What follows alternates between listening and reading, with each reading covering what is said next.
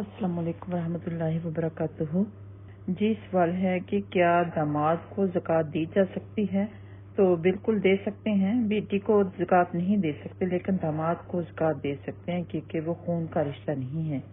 क्योंकि बेटी आपके खून के रिश्ते से है तो उसको ज़कात देना उसकी एक किस्म की इंसल्ट होगी। आपकी जिम्मेदारी बनती है कि अगर वो ज़रूरतमंद है तो उसकी ज़रूरत का ख्याल रखें, लेकिन ज़कात उसको मत दें।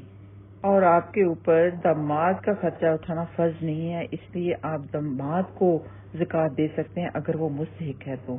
अब जबकि आपने उसके ज़कात दे दी तो अब उसका पैसा है, वो अब चाहे तो अपनी बीवी बच्चों के ऊपर भी खर्च कर ले, तो इसमें फिर कोई हर्ज नहीं होगा, बल्कि करे उनके ऊपर खर्च।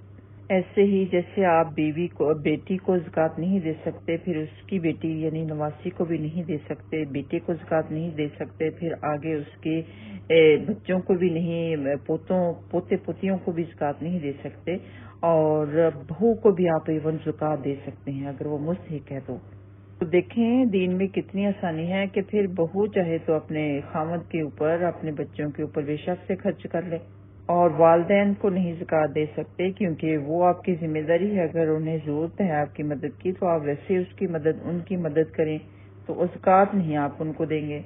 और दामाद भी अपनी सास को या ससुर को ज़कात दे सकता है क्योंकि वो खूनी रिश्ता नहीं।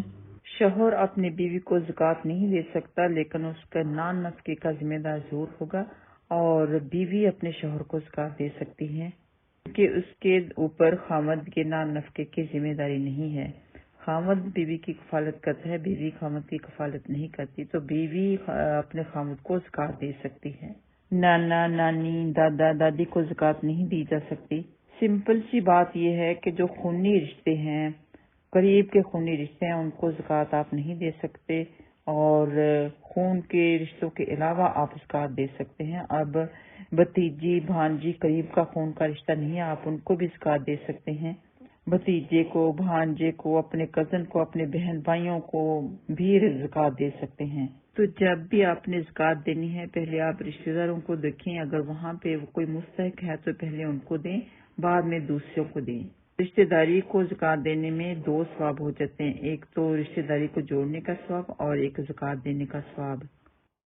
तो सबसे पहले देखें बहन भाइयों को देखें, अगर वो मुस्तहिक है उनको दें, उनके आगे बच्चे मुस्तहिक हैं उनको दें, कोई कजन वगैरह मुस्तहिक है उनको दें, बाद में दूसरों को दें। लेकिन अगर रिश्तेदारों को देने से पहले आपके सामने कोई और जरूरतमंद है, बहुत ज्यादा जरूरतमंद आपको लगता है, तो आपको चाहिए कि आप पहले उसकी मदद करें, तो बाद में अपने रिश्तेदारों को दें, कुछ न कुछ उसको भी दे दें।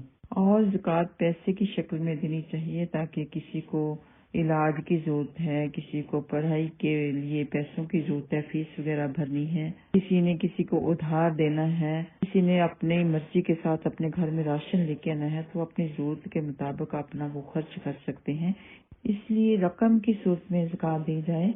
अस्सलाम वालेकुम वरहमतुल्लाहि वबरकातुहू।